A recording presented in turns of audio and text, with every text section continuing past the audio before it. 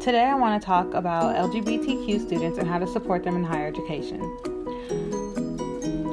For many of us, college is a thriving community full of knowledge where we go to make a difference.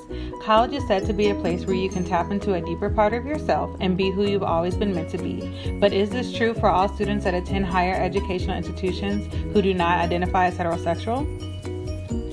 Those who identify as members of the LGBTQ communities tend to have a very different experience than those who identify as heterosexuals.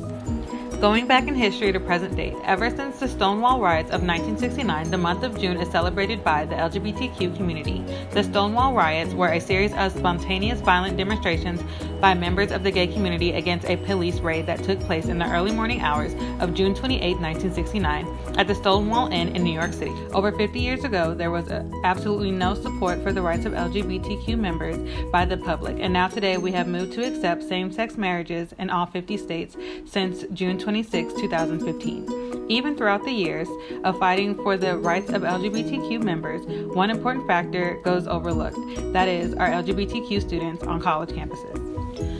The main focus over the years has been about making those who identify as gay or lesbian feel more comfortable on college campuses. But higher ed institutions seldom focus on the needs or safety of transgender individuals.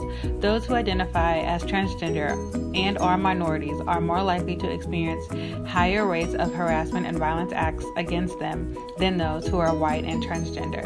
Transgender minorities feel less of a belonging on a college campus than non-minorities. The feeling of not belonging, suicidal idealization, substance abuse, and dropout rates become higher for trans people when they are denied access to discrimination and violence-free housing and bathrooms on college campuses. Thus can be detrimental to their college experience as a whole.